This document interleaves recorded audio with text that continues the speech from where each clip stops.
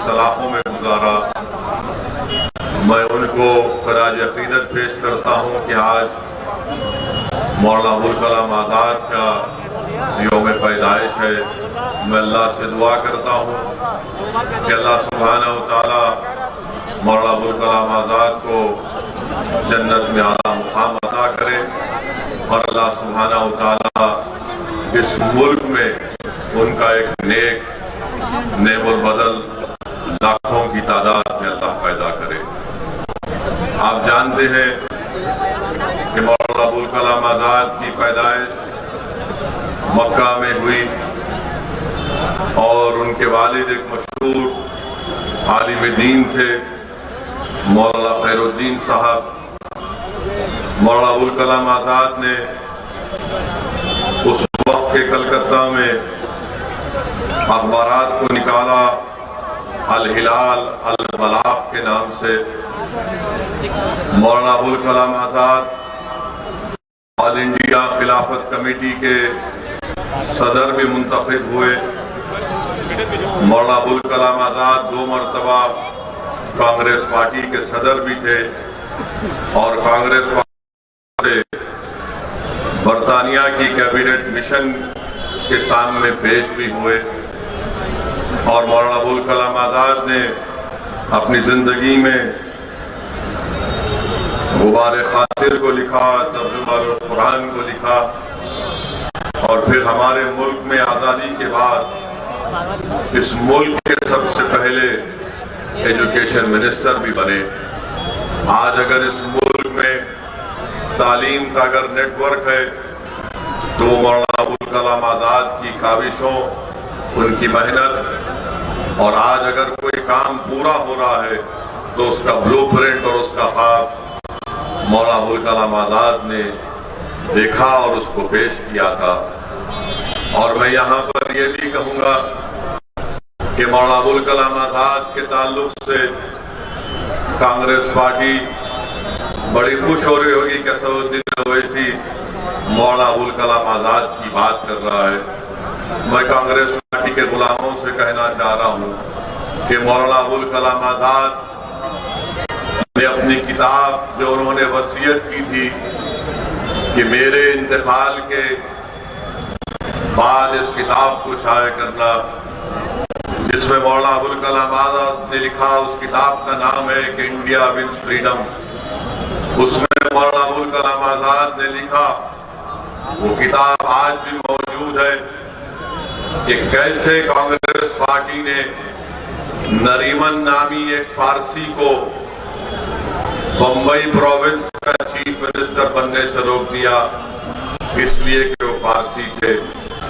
कैसे उस वक्त की कांग्रेस पार्टी ने बिहार में डॉक्टर मोहम्मद साहब को जो चीफ मिनिस्टर उनको बनना था, कैसे उस वक्त के कांग्रेस के कायदीन ने बिहार प्रोविंस के चीफ मिनिस्टर के ओहदे पर एक मुसलमान को बनने से रोका और कैसे मौलाना आज़ाद ने उस किताब में अपनी तकलीफ और गर्व का इजहार किया।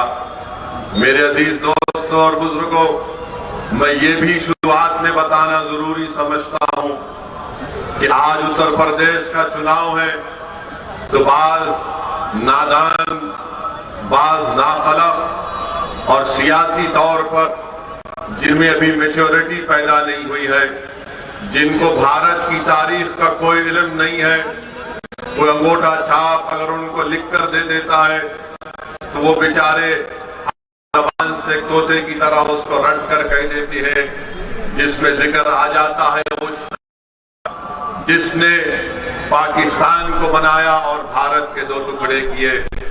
मैं उस तारीख का नहीं दोहराना चाहता हूं, बल्कि मैं थोड़ा बहुत पढ़ा लिखा हूं, क्योंकि जिस शख्स ने कहा था, बल्कि नाम ले लेता हूं, जनाब अखिलेश यादव ने, मैं मुरादाबाद की इस मुबारक सरजमीन से मोहतरम जनाब अखिलेश यादव को बताना चाहूंगा कि आप कभी तारीख पढ़ लीजिए। हाँ, ये बात सही है कि सरदार पटेल और जिन्ना, नेहरू और गांधी सब बैरिस्टर थे। अखिलेश यादव साहब, असदुद्दीन ओवैसी भी लिंकन दिन से बैरिस्टरी करा हुआ है, मैं आपको ये बताना जरूरी समझता हूं कि भारत को तोड़ने वाले का नाम, इस मुल्क को तोड़ने वाले का नाम और पाकिस्तान को बनाने वाले का नाम मोहम्मद अली जिन्ना था। कम से कम आपको तारीफ पढ़नी चाहिए। आप उत्तर प्रदेश के 5 साल चीफ मिनिस्टर रहे हैं। आप ऑस्ट्रेलिया से पढ़े, मैं बैरिस्ट्री पढ़ के बरतानिया से आया हूं। मैं उम्मीद करता हूं कि आप दोबारा इस तरह की गलती नहीं करेंगे। मेरे अजीज दोस्तों, मौलाना अबुल कलाम आजाद ने अपनी किताब इंडिया विंस फ्रीडम में, अगर मैं वो तमाम जुमलों को मुरादाबाद में दोहरा दूंगा जो उस किताब में मौलाना ने लिखे, तो यकीन जानिए बहुत बड़ा तनाजा खड़ा हो जाएगा। मौलाना अबुल कलाम आजाद ने उस किताब में लिखा कैसे कांग्रेस के बड़े बड़े लीडरों ने उनको मायूस कर दिया था। मौलाना अबुल कलाम आजाद भारत के इस 2 टुकड़े के खिलाफ थे। उस किताब में मौलाना ने लिखा कि वह कैसे कांग्रेस के बड़े बड़े लीडरों के पास गए और हर कांग्रेस के उस वक्त के बड़े लीडर ने मौलाना को मायूस कर दिया और कैसे उस वक्त के कांग्रेस के बड़े बड़े लीडरों ने, जिसका जिक्र अखिलेश यादव ने किया, उन्होंने मौलाना से कहा था कि नहीं, अब हम इस मुल्क का बंटवारा चाहेंगे। उस किताब में मौलाना ने लिखा कि कैसे वो उन्होंने दौड़ दौड़ कर महात्मा गांधी के पास जाकर ये कहा कि भारत के 2 टुकड़े नहीं होने चाहिए। मौलाना की दूरंदेश निगाहें वो देख चुकी थी कि पाकिस्तान बनेगा तो मुल्क के हालात किस तरह से बदलेंगे, मगर उस वक्त के कायदीन ने मौलाना आजाद की दूरंदेशी को नहीं समझा। मुल्क के 2 टुकड़े हो गए। मौलाना ने उस किताब में कांग्रेस वर्किंग कमेटी के रेजोल्यूशन की खिलाफ में तकरीर की थी, मगर आज हमको कहा जाता है भारत के मुसलमानों से कि पाकिस्तान बना तो हमारी वजह से बना। मैं चैलेंज करता हूं संघ परिवार के लोगों से, बीजेपी के लोगों से, या फिर ये समाजवादी पार्टी के जो लोग तारीख को नहीं पढ़ते, भारत का अगर बंटवारा हुआ तो मुसलमानों की वजह से नहीं, भारत का बंटवारा हुआ तो जिन्ना की वजह से हुआ। उस वक्त मुसलमानों को वोट डालने का इख्तियार नहीं था। वही मुसलमान वोट डाल सकता था जो सरमायादार था या नवाब था या उसके पास इतनी जमीन थी या उसके पास कोई डिग्री थी। मुसलमानों को इल्जाम खड़ा करना भारत के 2 टुकड़े का ये सरासर झूठ है, ये मुसलमानों पर इल्जाम है और मैं इस इल्जाम को नहीं मानता। भारत के अगर 2 टुकड़े हुए तो उसकी जिम्मेदार कांग्रेस पार्टी है, उसके जिम्मेदार वो तमाम उस वक्त के कायदीन है, हम जिम्मेदार नहीं है। हमने कभी पाकिस्तान को नहीं माना। अरे हम तो भारत को अपना देश मानते आए हैं और मानते रहेंगे। अरे अगर हमारी वफादारियों पर कोई शक करता है तो प्यारे आ जाओ, हमारे कब्रिस्तान आज भी इस बात के गवाह हैं कि हम सीना तान कर भारत की जमीन में सो रहे हैं और जब सुबह कयामत तक सोते रहेंगे और जब हशर का मैदान होगा तो इन्हीं खबरों से उठकर इंशाअल्लाह ताला हशर के मैदान में जाएंगे। मगर हम पर इल्जाम लगाना ये बिल्कुल गलत और झूठ है, इसका कोई ताल्लुक नहीं है। क्योंकि आजकल सब जिन्ना के बारे में बात कर रहे हैं। कोई जनाब कह गए अगर फुला को वजीर आजम जिन्ना को बना दिया जाता तो भारत का विभाजन। अरे आप तारीख को नहीं जानते। आखिर उत्तर प्रदेश के चुनाव में जिन्ना कहां से आ गया मुझे समझ में नहीं आ रही। उत्तर प्रदेश के चुनाव में जिन्ना कहां से आ गए, ये से पैदा हो गया हमको नहीं मालूम। इस जिन को तो हमने भगा दिया पाकिस्तान को कि बचाओ तुम, हम नहीं जाएंगे। ये भारत खाजा अजमेरी की सरजमीन है, हम यहां पर रहेंगे, हम भारत को छोड़ के नहीं जाएंगे। मगर बोले जा रहे जिन्ना की बात अगर करके समझते हैं कि उत्तर प्रदेश के मुसलमानों का वोट मिल जाएगा। अरे उत्तर प्रदेश के मुसलमानों ने एक फैसला ले लिया है जिन्ना की हमारे पास ना कभी अहमियत थी ना रहेगी इंशाअल्लाह ताला। हमारे पास उन मुजाहिदीन आजादी की अहमियत रही, मौलाना अबुल कलाम आजाद की, जौहर बरादरान की, उन मुजाहिदीन आजादी की जिन्होंने अंग्रेजों के खिलाफ जिहाद किया, उन उलमाओं की जिन्होंने जिहाद का फतवा दिया। अल्लामा फजल खैराबादी ने काला पानी की सजा काटी और फांसी के फंदे को मुस्कुराकर झूम लिया। अल्लामा फजल खैराबादी ने सावरकर की तरह अंग्रेजों से अपनी जान की भीख नहीं मांगी। अल्लामा फजल खैराबादी ने कहा था कि हक तो यह है कि हक अदा ना हो सका, मैं फांसी के फंदे को कबूल कर लूंगा, मगर अंग्रेजों से अपनी माफीनामे का हक नहीं लिख लूंगा। शहीद अशफाकुल्लाह हमारे हीरो है, मगर ये लोग इनको भूल गए। जीना तरफ इधर समाजवादी जीना, उनके साथी भी जीना और बीजेपी को मौका मिल गया वो भी जीना। अरे आरएसएस वालों, तुम ये तो बता दो कि तुम्हारा क्या रोल रहा भारत की जंग आजादी में? बताओ तुम्हारा क्या रोल रहा भारत की जंग आजादी में? क्या ये बात सच नहीं है आरएसएस वालों कि तुम्हारा आरएसएस का लीडर ने कहा कि मत लो पंगा अंग्रेजों से, मत लो पंगा अंग्रेजों से, किताब में लिखा हुआ है कि आरएसएस के लोगों ने ये नहीं कहा था कि मत लो पंगा अंग्रेजों से। आप कहां थे? सन 57 की जंग आजादी हुई, आप तो पैदा ही नहीं हुए। आपकी पैदाइश 1919 की है। 99 साल आपने चड्डी पहनकर लट फिराया, फिर ख्याल आया कि पैंट पहन लेते हैं, आपने पैंट पहन लिया। आप तो थे ही नहीं कहीं पर। आज आकर आप हमको सिखा रहे हैं, आज आकर हमको बता रहे हैं भारत से मोहब्बत।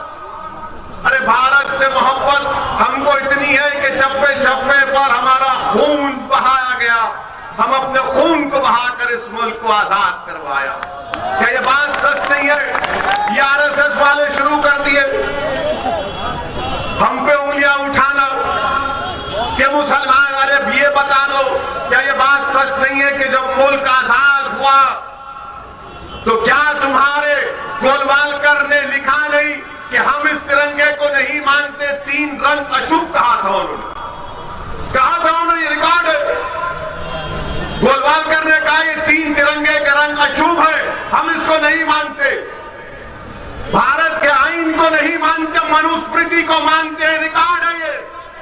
इनकार करोगे? आओ बैठो, बताओ, बहस करो, 5 मिनट में भाग जाओगे। 5 मिनट में भाग जाओगे। आप हमको दर्द देने आए, आपको मालूम ही नहीं। मगर ये शुरू हो गए चुनाव उत्तर प्रदेश के, और वो शख्स जो पड़ोसी मुल्क था उसको मुद्दा बना रहे और ये समझ रहे कि मुसलमान खुश होगा। अरे मुसलमान नहीं खुश होगा। तुम जानते नहीं हो मुसलमानों की ज़हनियत को, मुसलमानों की तकलीफ को, मुसलमानों के मसाइल को। इसीलिए लेकर जा रहे हैं उस तारीख के उस वाकयात में जो मौजूदा दौर से उसका कोई ताल्लुक नहीं है, ना पहले था, ना अब है, ना इंशाअल्लाह मुस्तकबिल में रहेगा। मेरे अजीज दोस्तों और बुजुर्गों, फिर दूसरी अहम बात यह कि जब बात तारीख की निकली, कांग्रेस का जिक्र हुआ, तो इसी मुरादाबाद में 13 अगस्त 1980 को ईदगाह में पुलिस की फायरिंग हुई थी। क्या आपको मालूम है? आपको याद है?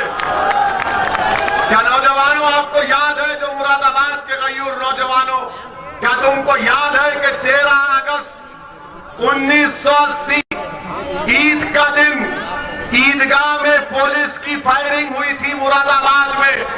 कितने लोग मारे गए? 300 मुसलमान मारे गए थे। 300 मुसलमान मारे गए थे। यानी अंग्रेजों के जमाने में जनरल डायर ने किया था, तो उस वक्त कांग्रेस की सरकार ने 1980 13 अगस्त को 300 मुसलमानों को शहीद कर दिया गया था। मैं अभी रास्ते से आ रहा था, हमारे जानने वाले बुजुर्ग थे, मैंने उनको सलाम किया और कहा कि मैं आपके शहर को जा रहा हूं। तो उन्होंने मंच के सामने कहा कि मैं आपके शहर को जा रहा हूं और 13 अगस्त 1980 के वाक़े का जिक्र करूंगा। तो उस बुजुर्ग ने कहा कि 14 साल की उम्र थी मेरी, मैं उसका चश्मदीद गवाह हूं कि जब मैं भाग रहा था तो गोलियां मेरे खिलाफ चल रही थी। वो शख्स बर्तानिया को जाता है, वो शख्स कनाडा को जाता है, वो शख्स यूरोप को जाता है और उनके अल्फाज ये कि अगर मैं सर्दी में भी यूरोप, कनाडा, बर्तानिया में रहता हूं तो रात में पसीने से उठ जाता हूं जब उस वाक़े को याद करता हूं। ये वाक़या हुआ उस वक्त मरहूम सैयद शहाबुद्दीन एमपी का वो लेटर में पढ़ा हूं जिसमें साहब ने बताया था कि सिर्फ पुलिस गोलियां चला रही थी, कोई पत्थर नहीं आया था। मेरे अजीज दोस्तों और बुजुर्गों, ये वाक़े को इसलिए याद दिला रहा हूं कि नौजवानों को अपनी तारीख याद रखना है। अगर तुम तारीख भूल जाओगे तो तारीख दोहराएगी, याद रखो। मैं डराने के लिए नहीं कह रहा हूं, जो कौम तारीख को भूल जाती है तो तारीख उसको दोहराई जाती है कि देखो ऐसा हुआ है और होगा। तो इसीलिए बताने का मकसद ये है कि उस वक्त भी जब ये वाकया हुआ था 13 अगस्त 1980 का, उस वक्त भी अखबारों में लिख दिया गया, बड़े बड़े अखबारात में, कि मुसलमानों ने पत्थर फेंके थे। पत्थर फेंके थे। ईदगाह में कौन सा पत्थर होता है? गोलियां चलाई गई थी। बड़े बड़े राइटर्स लिख दिए, कई मैगजीन में आ गया कि वो पूरा पढ़ के आया हूं, मुझे याद है अच्छी तरह से।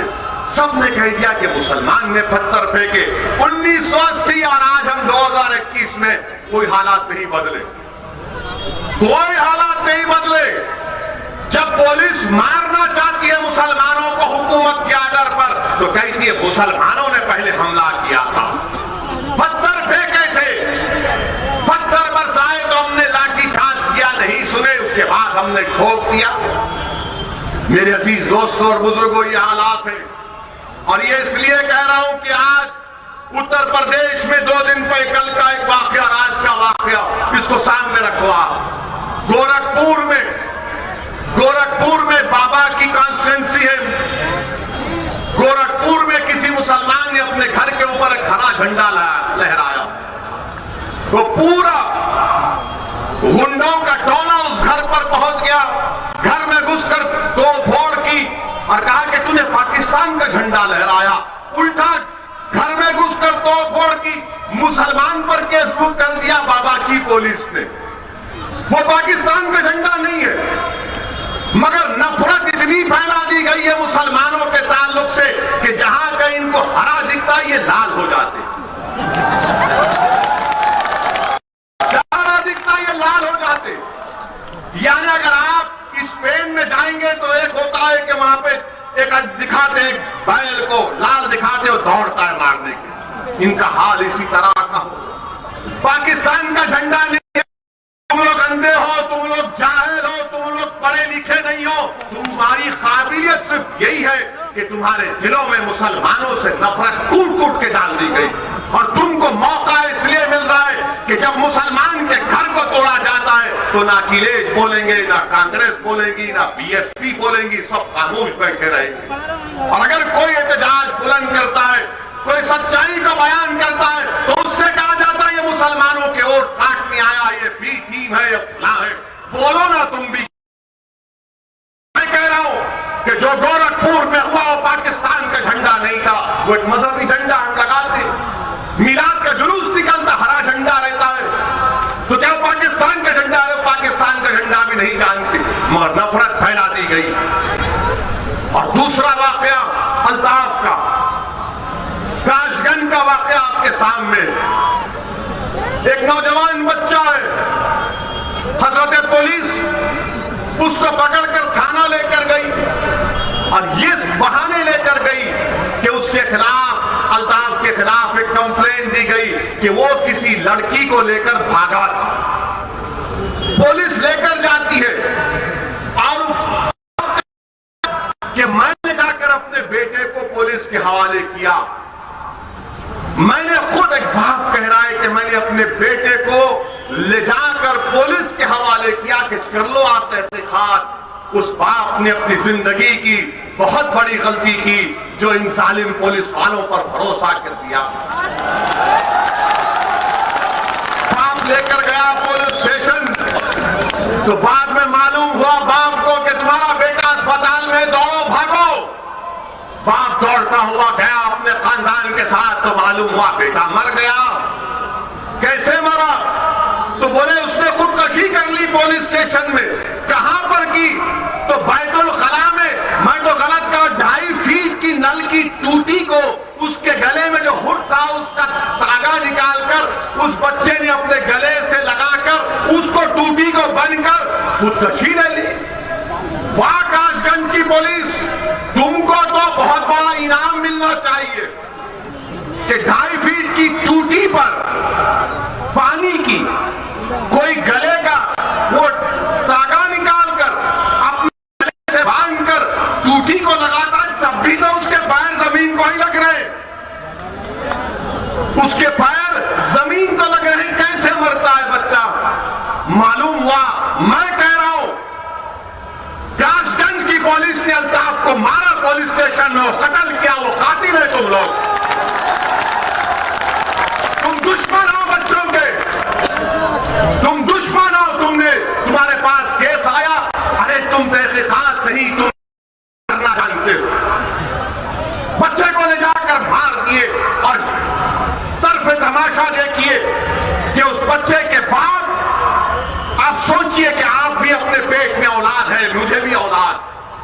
वो आपका बेटा है मेरे भाई, वो आपका भाई है, वो आपका बेटा है, आपका भाई है। अगर तुम मुरादाबाद में बैठकर ये समझ रहे हो कि नहीं नहीं कासगंज में हुआ, मुझे उससे क्या करना है, अगर तुम उस बच्चे के गम को अपने सीनों में महसूस नहीं करोगे तो मुझे शक होगा तुम्हारे मुसलमान होने का। तुमको उसका दर्द महसूस करना पड़ेगा, क्योंकि रसूलुल्लाह सल्लल्लाहु अलैहि वसल्लम ने फरमाया कि मोमिन कौन है? मोमिन वो है अगर किसी के पैर के तलवे में अगर कीड़ा लगता है तो मोमिन वो है जो अपने सीने में उसकी तकलीफ को महसूस करे। हद तो ये हो गई कि उस बच्चे के बाप से सादे कागज पर अंगूठा ले लिया और हजरत पुलिस ने माशाअल्लाह कासगंज की पुलिस आप यकीनन शैतान की पहली औलाद है, आप इब्लीस की पहली औलाद है। कुछ में फर्क है, मैं कह रहा हूं उस बाप को जो अपने बेटे को खो दिया, जिसको तुमने पुलिस स्टेशन में मर्डर किया, तुम उसके अंगूठे के साइन लेकर उस पर लिख देते हो कि ये बेटे के बाप ने ये लिखा है कि वो पुलिस की तहकीकात से मुतमईन है और मेरे बेटे ने खुदकशी करके अपनी जान ले ली। अरे पुलिस वालों जिन्होंने हरकत की कि अगर तुम्हारी बेटी तुम्हारा बेटा ऐसा मर जाएगा या मार दिया जाएगा तो तुम्हारे दिल पर क्या पहुंचेगा? ये जुल्म हो रहा है, ये जुल्म हो रहा है। और आवाज कैसे उठती है? नहीं नहीं हमने बोल दिया, हम भी कंडेम करते हैं उसको, 2 लाख भिजा देंगे, 3 लाख भिजा देंगे। अरे सवाल ये पैदा होता है कि जब गोरखपुर के होटल में गुप्ता साहब को पुलिस ने मारा, उनकी मौत भी हम उसका कंडेम करते रहेंगे, मगर जब गुप्ता साहब की मौत हुई तो बाबा उत्तर प्रदेश के मुख्यमंत्री गुप्ता परिवार खानदान के पास पहुंच गए, बाबा पहुंच गए और गम का इजहार किया और जाकर कहा, उस गुप्ता साहब की बेवा से कहा कि आप फिक्र मत करिए, हमारी सरकार आपके साथ है। और मेरे ख्याल से उनको 50 लाख का चेक दिया, गवर्नमेंट की नौकरी दी, पुलिस के लोगों को सस्पेंड भी किया और उनको गिरफ्तार भी किया। और समाजवादी पार्टी के बहुत चाहने वाले आपके अखिलेश ने क्या किया? गुप्ता साहब के घर गए और कहा बहन ये 21 लाख का चेक है, ये 21 लाख का चेक है। आप बताइए मेरे अजीज दोस्तों और बुजुर्गों, इंसान जब पुलिस की कस्टडी में मरता है अगर तो उसने खुद से खुदकशी कर ली, अगर वो मुसलमान खुदकशी कर ली और उसके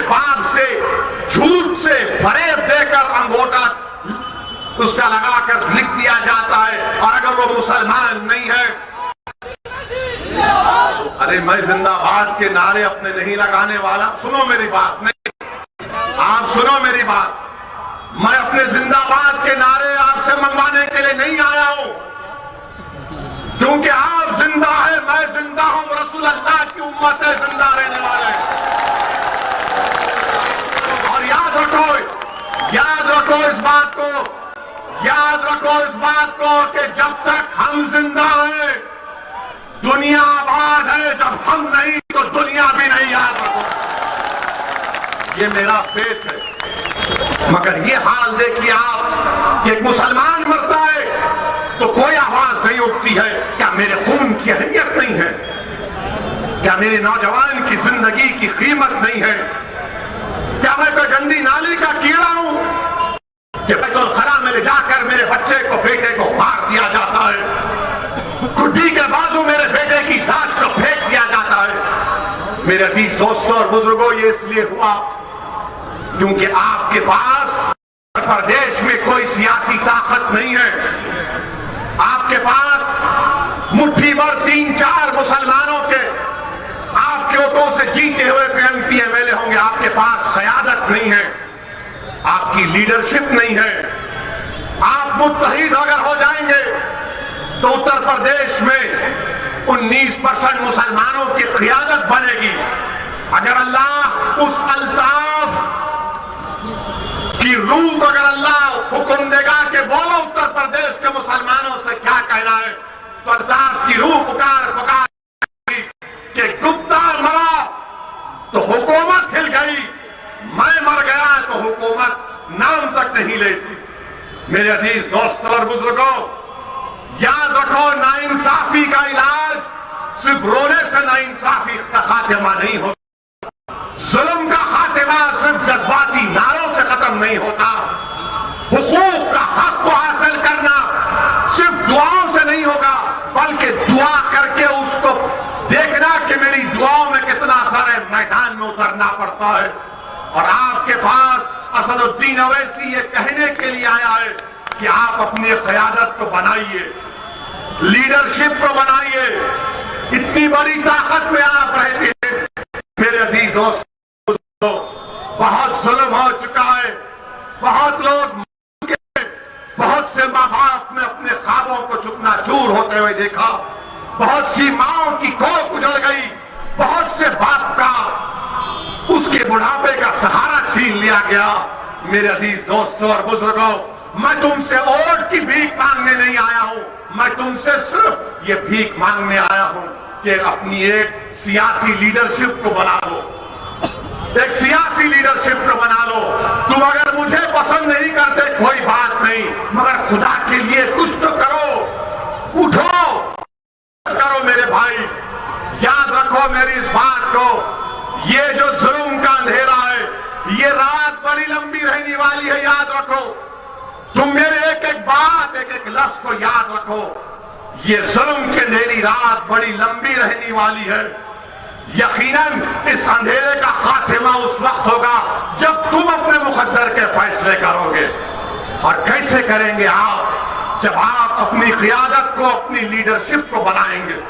और जब हम मुसलमान उत्तर प्रदेश में अपनी लीडरशिप को बनाएगा तो किसी हम मजहब के खिलाफ ना थे, ना है, ना रहेंगे। क्या उत्तर प्रदेश में यादवों के नेता अखिलेश यादव नहीं है?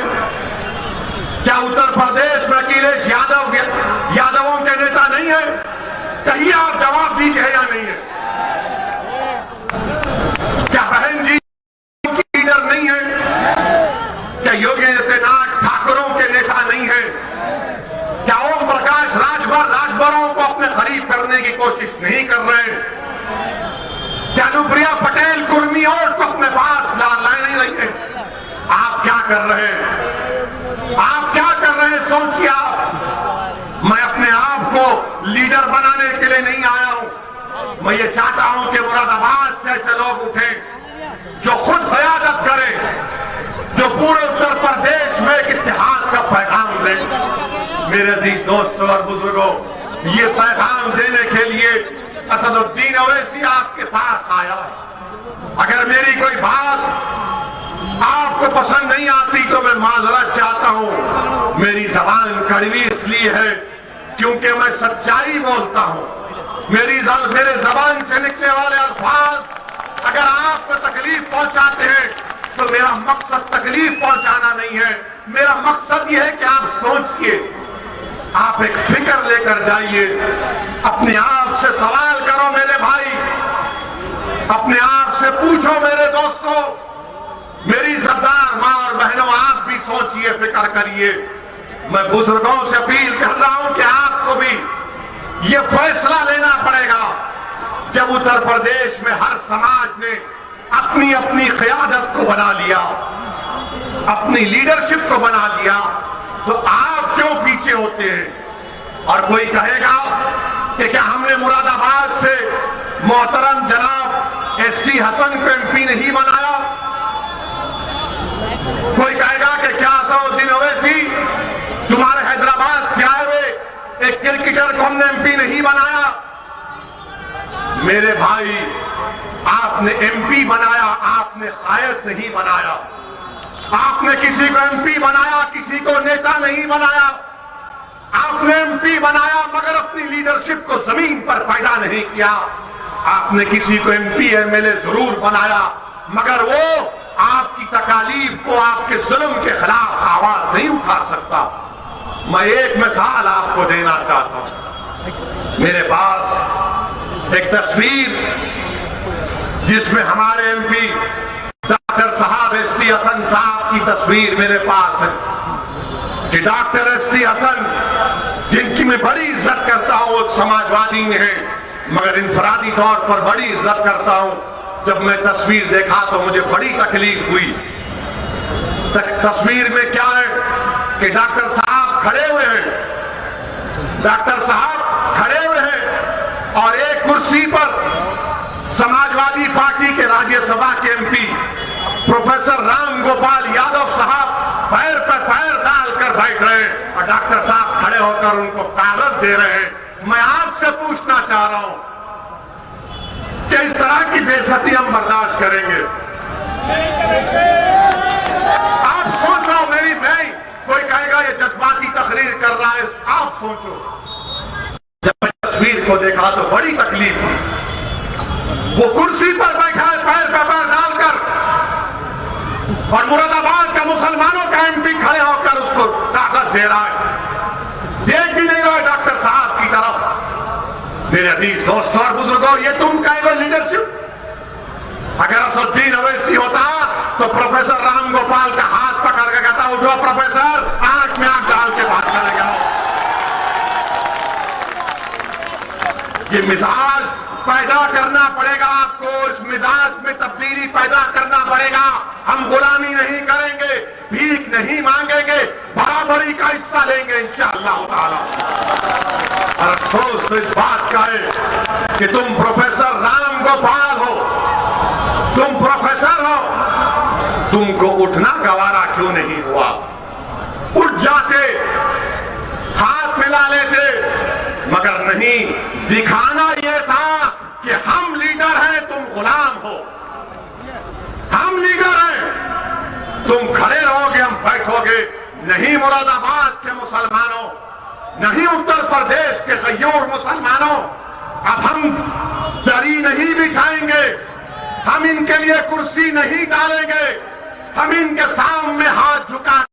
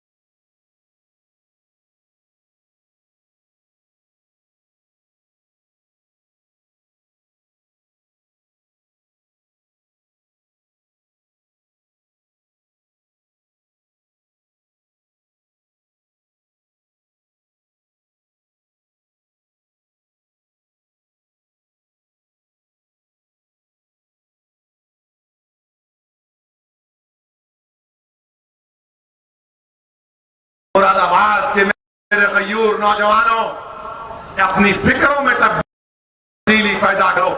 आप कब तक डरते रहेंगे? मजलिस इलेक्शन लड़ेगी, मजलिस इलेक्शन लड़ेगी तो बीजेपी आ जाएगी। मैं इसका जवाब दे रहा हूं अब आपको। मेरे इस दलील का, मैं जो मुद्दा यहां पर उठा रहा हूं, आपके पास इसका कोई जवाब नहीं। 2014 के पार्लियामानी चुनाव में बीजेपी जीत गई, मोदी प्रधानमंत्री बन गए। क्या किए अखिलेश यादव? 2017 के असेंबली के इंतखाबात कांग्रेस और अखिलेश मिल गए तो एक गाना चलता था उस जमाने में कि यूपी को इन लड़कों का साथ पसंद है, और जीत गए मोदी। 19 का चुनाव आया तो बहन जी और अखिलेश मिल लिए, सिर्फ 15 सीट जीते। मां बाकी पार्लिमानी निशिस्त पर बीजेपी कामयाब हो गई। आप कब तक अपने वोट को खराब करेंगे? बीजेपी को रोकना जरूरी है, मगर क्या बीजेपी को रोकना मुसलमानों की जिम्मेदारी है?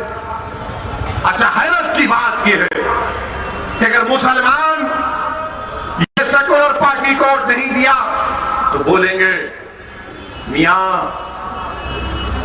अगर तुम वोट डिवाइड होगा बीजेपी आ जाएगी, और अगर यादव बीजेपी को वोट देगा तो बोलेंगे हाँ छोटा भाई है, गया होगा हम बड़े भाई।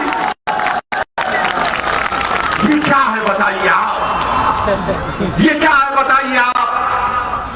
आपका वोटर बीजेपी को नहीं छोटा भाई है, गया है, हम तो बड़े भाई हैं, आपके साथ है। मेरे अजीज दोस्तों और बुजुर्गों, बीजेपी को रोकना जरूरी है, और हमने भी कहा है कि मजलिस इत्तेहादुल मुस्लिमीन का मकसद यह है कि उत्तर प्रदेश में दोबारा बीजेपी की सरकार ना बने। दोबारा इंशाअल्लाह ताला योगी आदित्यनाथ उत्तर प्रदेश का चीफ मिनिस्टर ना बने, ये मजलिस की कोशिश है। मगर मजलिस की कोशिश ये भी है कि मजलिस के उम्मीदवार कामयाब हो, मजलिस के एमएलए कामयाब हो। लोग बोलेंगे असदुद्दीन ओवैसी तुम्हारे अगर 10-20 इंशाअल्लाह एमएलए कामयाब हो गए तो क्या करोगे? मैं उनसे एक ही बात कहूंगा कि भारत की पार्लियामेंट में 300 बीजेपी के एमपी हैं और मजलिस के 2 एमपी हैं, और जब 2 खड़े हो जाते तो पार्लियामेंट के दोनों दीवार हिल जाते। मेरे दोस्त, तादाद काम नहीं करती फिरौन से मुकाबला करने के लिए, तादाद काम नहीं करती नमरूद से मुकाबला करने के लिए, तादाद काम नहीं किया बदर के मैदान में, तादाद में काम नहीं किया मुवत्ता के मैदान में। क्या काम करती है इखलास, और इखलास कब पैदा होगा? जब रब्बे करीम से मोहब्बत और खौफ होगा। अगर तुम तादाद को देखते रहोगे तो फिर क्या करोगे? याद रखो, अगर यही हमारी सोच रही तो आइंदा 20 साल में तुम अपने घर के दरवाजों को बंद करके बैठ जाओगे। मेरे दोस्तों, घुटन नहीं महसूस करना, सांस लो, ख्वाब देखो कि जब दूसरे बिरादरियों के लीडर हैं, नेता हैं, तो नहीं हो सकता। लीडरशिप बनाओ, ख्वाब देखना शुरू करो। मैं तुमसे जो ख्वाब की बात कर रहा हूं, मुरादाबाद के मेरे गयूर नौजवानों, बुजुर्गों, मेरी सरदार मां और बहनों, मेरा ख्वाब ये नहीं है कि तुम आसमान पर जाकर तारे तोड़कर लाओ, या चांद की मट्टी लेकर आओ, या समंदर की खाक में जाकर वहां से उसकी खाक उठाकर लाओ। मेरा ख्वाब यही है कि भारत के मुसलमानों की एक लीडरशिप हो, जिस तरह राजपूतों की है, ठाकुरों की है, दलितों की है, यादवों की है, कुर्मियों की है, राजभरों की है, अरे कुशवाहा की है, कुर्मियों की है, ब्राह्मणों की है। अगर किसी की लीडरशिप इस मुल्क में नहीं है तो मुसलमानों की कोई लीडरशिप नहीं है। मेरे अजीज दोस्तों और बुजुर्गों, यही ख्वाब को लेकर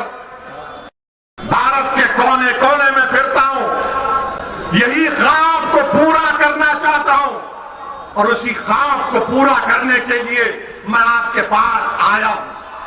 पहले भी आया था, अब भी, और जब तक रब्बे करीम जिंदा रखेगा मैं आता रहूंगा। आपका ख्वाब आपको याद दिलाता रहूंगा। इस ख्वाब को पूरा करना। मैं कहीं जाने वाला नहीं हूं। जाऊंगा तो एक दिन जमीन की ग़िज़ा बनूंगा, मगर जब तक जमीन अपने हक के लिए लड़ता रहूंगा, अपने उम्मीदों को, अपने ख्वाबों को पूरा करता रहूंगा। मेरे अजीज और बुजुर्गों, और फिर आप देखते हैं कि यहां पर मुरादाबाद में आप देखते हैं कि जो कोई वो कहती है कि हम गवर्नमेंट की यूनिवर्सिटी बनाएंगे। मोहतरम अखिलेश यादव, 5 साल तुम्हारी सरकार रही, तुमने मुरादाबाद डिवीजन में गवर्नमेंट की यूनिवर्सिटी नहीं बना पाए? गवर्नमेंट की यूनिवर्सिटी बना देते, नहीं बना पाए। पूरे मुरादाबाद डिवीजन में 5 जिले आते हैं, बच्चों को तालीम के लिए बरेली जाना पड़ता है, गवर्नमेंट की यूनिवर्सिटी नहीं है। और सब बोलेंगे अखिलेश को 5 साल मिले, तो अब आकर कहेंगे हमको बस नहीं थे 5 साल, और 10 साल दे दो। अरे भाई, तुमने 5 साल में नहीं किया। यहां से रोड जाती उत्तराखंड को, माशाल्लाह से रोड नहीं, खड्डे नजर आते। अगर बाबा से अगर पूछेंगे तो बाबा बोलेंगे नाम बदल दूंगा, खड्डों की बात मत करो। यहां पर अखिलेश की सरकार थी, आपने क्या किया बुनकरों के बारे में बताओ। हमारे अंसारी भाई के पावर लूम के बारे में तुमने क्या किया बताओ। आज वो पावर लूम, उसका बरखी, उसका बिजली का बिल 1000 गुना योगी आदित्यनाथ की सरकार ने बढ़ा दिया। आज वो पावर लूम और बुनकर परेशान है। कुरैश बरादरी के लोग जिनका रिवायती कारोबार है, स्लॉटर हाउसेस को आपने नहीं खोला, लाइसेंस नहीं दी। आप बाबा की सरकार आई, पूरा आप बताइए, आपने तो वोट दिया था ना, ये इस पर क्या हुआ?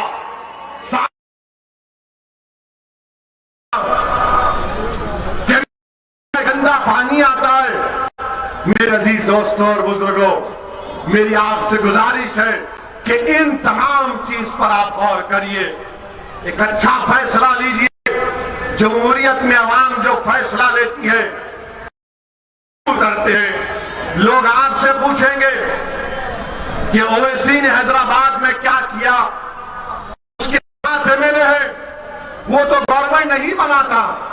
मेरे अजीज दोस्तों और बुजुर्गों, मैं आपसे वादा कर रहा हूं कि जब तक मैं जिंदा रहूंगा, जब तक अल्लाह मुझे जिंदा रखेगा, मैं ना कोई मंत्री बनूंगा, ना कोई संतरी बनूंगा। मैं एक मर्द मुजाहिद की तरह गरीब और मजलूम आवाम के लिए लड़ता रहूंगा। हमने हैदराबाद में क्या किया, हमारे मजलिस के मुखबिन पूछते क्या किया। सुनो, लंबी पहले से सिर्फ बात बता रहा हूं। मजलिस में 7 एमएलए, हमने तेलंगाना में वहां के चीफ मिनिस्टर से 6.5 साल पहले मुलाकात की और उनसे कहा कि आप मुसलमानों के मयार को बुलंद करिए, स्कूल खोलिए।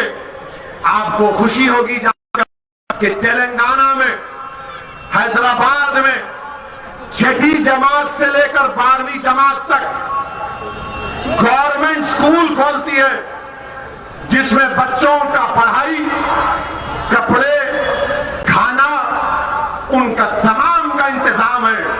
बच्चियों और बच्चों के लिए रेजिडेंशियल स्कूल हमने खोला।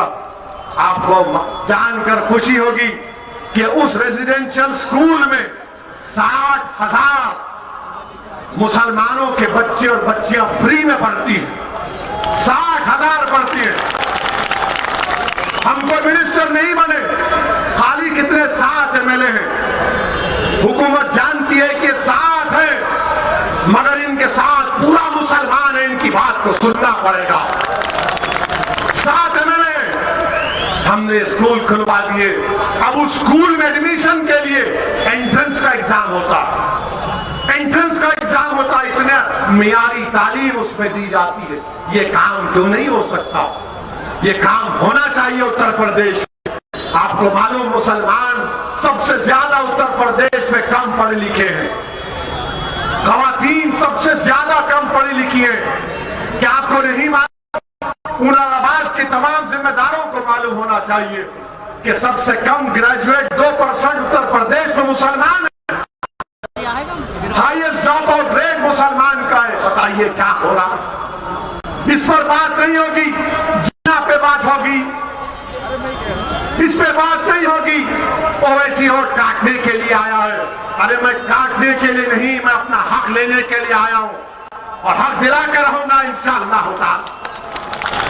मेरे अजीज दोस्तों और बुजुर्गों, जब बात तालीम की आई तो हमारे वजीर आजम जनाब श्री नरेंद्र मोदी ने क्या, वो कहते हैं सबका साथ, सबका विकास, सबका विश्वास। कोई हमारे पास मुसलमान का बात मत करो। मेरे भाई, गवर्नमेंट ऑफ इंडिया की एक स्कीम है, मदरसा मॉडर्नाइजेशन स्कीम, जिस मदरसे में असली तालीम को पढ़ाया जाता है, मैथ्स, इंग्लिश, सोशल साइंसेस को, तो गवर्नमेंट ऑफ इंडिया 4 टीचर की तनख्वाह देती है। कितने? 4 टीचर की तनख्वाह। और अगर वो ग्रेजुएट हैं तो 6,000, पोस्ट ग्रेजुएट हैं तो 12,000। आपको जानकर तकलीफ होगी कि पिछले 5 साल से नरेंद्र मोदी की सरकार ने मदरसा मॉडर्नाइजेशन में 50,000 टीचरों को तनख्वाह नहीं दी। क्यों नहीं दी? क्योंकि उन मदरसों में मुसलमान बच्चे और बच्चियों को इंग्लिश, मैथ्स, साइंस और कंप्यूटर सिखाया जा रहा था। ये नरेंद्र मोदी की मुसलमानों से ताल्लुक से मोहब्बत और नफरत है। आप फैसला करो। 50,000 टीचरों को तनख्वाह नहीं मिली। अब कोई पूछेगा कहां से लाए तुम? तो जाओ, हमारी एक बहन है इस्मत आरा ने वायर के वेब पोर्टल पर इस न्यूज को लिखा कि 50,000, जिसमें एक हिंदू ब्राह्मण पंडित है जो इस मदरसे में, गाजियाबाद के मदरसे में जाकर बच्चियों को हिंदी सिखाते हैं, वो पंडित जी कह रहे हैं कि मुझे 5 साल से तनख्वाह नहीं मिली। मेरा बकाया जो मोदी जी देना है 7 लाख रुपए देना। मेरे अजीज दोस्तों और बुजुर्गों, इस पर कोई बात नहीं होगी, इस पर कोई बात नहीं करेगा।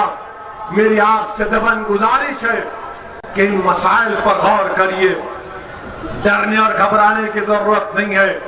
इंशाअल्लाह ताला, अल्लाह सुब्हानहू व तआला ने चाहा तो यकीनन जुल्म का खात्मा होगा, जालिम हारेगा, मजलूम को अल्लाह इज्जत से नवाजेगा। जो लोग आज इख्तिदार पर बैठकर अपने आप को वक्त का फिरौन, वक्त का नमरूद और जिनके पास दौलत है वो समझ रहे हैं कि मेरे पास कानून का खजाना है, जो जिसके पास इख्तिदार है वो समझ रहा है कि मेरे पास शद्दाद की जन्नत है। तो याद रखो, ना फिरौन की हुकूमत, ना नमरूद की ताकत, ना कानून का खजाना, ना शद्दाद की जन्नत उसके काम में आई। हमको सिर्फ हरकत करना है, तब्दीली पैदा करना है। मेरी आपसे गुजारिश है कि मजलिस इत्तेहादुल मुस्लिमीन का साथ दीजिए, मजलिस को कामयाब करिए और उत्तर प्रदेश में अपनी एक सियासी लीडरशिप को बनाइए।